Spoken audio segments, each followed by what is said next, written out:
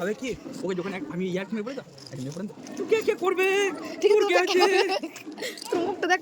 মামা বাড়ির সবাইয়ের সাথে অনেকদিন পর দেখা হলো। আমি আবার সাথে একটা নিউ মিনি ব্লগ নিয়ে তোমার সবাই কেমন আছে আশা করি সবাই ভালো আছে। আমি খুব ভালো আছি। এখানে বসে গেছি আমার খাবার খেতে। এখানে চানা সবজি নান দিয়ে দিয়েছে। তারপর তোমাদেরকে বলে দিই এটা কিসের খাওয়া দাওয়া। আমার মাসি আছে, মাসির শাশুড়ি মারা গেছে সেই কারণে।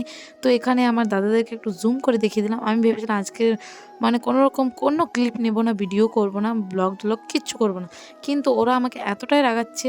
তো আমি ওই কারণে ভাবলাম না, আমি ভিডিও করব আর পোস্টও করব আর বলবো। তো তারপর খাওয়া দাওয়া পর বের হলাম।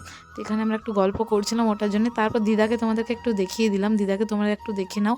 আর এখানে আমার ভাই বোনের একটু গল্প চলছে। ও দাদা আমাকে বলছে তুই আমার ভিডিও ক্লিপ নিস না, তুই যদি ভিডিও দিস আমার মুখটা যদি দেখিয়ে দিস তাহলে তুই ফেমাস হয়ে যাবে। আমরা ঠিক আছে দাদা তোমার ক্লিপ নিচ্ছি কিন্তু দেবো না।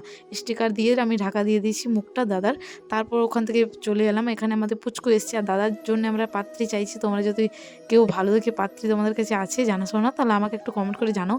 আর এটা হচ্ছে আমার ভাই, ও আমাকে বলেছিল একটা গার্লফ্রেন্ড খুঁজে দিতে, কিন্তু আমি কোনোরকম কোনো গার্লফ্রেন্ড ওর খুঁজে দিইনি। ও আমাকে বলছে তুই খুঁজে দিবি না তো কী আছে, আমি কি পাবো না? তো আমাকে দেখাচ্ছে আর আমি ওটার একটা ভিডিও করছি, ও জানে না। তারপর আমি ভিডিও ক্লিপটাও নিয়েছিলাম, ও আমার কাছ থেকে জোর জবরদস্তি ফোনটা নিয়ে ডিলিট করে দিয়েছে। ওটা বাদ দিলাম, পার্সোনালি ছেড়ে দাও। তারপর আমার ভাই, আমার বোন ওকে অনেক রাগাচ্ছে যে তোর মুখটা দেখেছিস, এত সব কথা বাদ দিলাম। এখানে দিদিকে দেখো, ও এত সেজে এসছে, এত লিপস্টিক লাগিয়েছে, আবার বড় বড় কানের দুল পড়েছে। ও আমাকে বলছে তো কী আছে তো কী আছে, আমি ওর ভিডিও করছি, ও রেখে চলে যাচ্ছে বারবার। তারপর আমি আবার একটু ডেকে নিয়ে এলাম।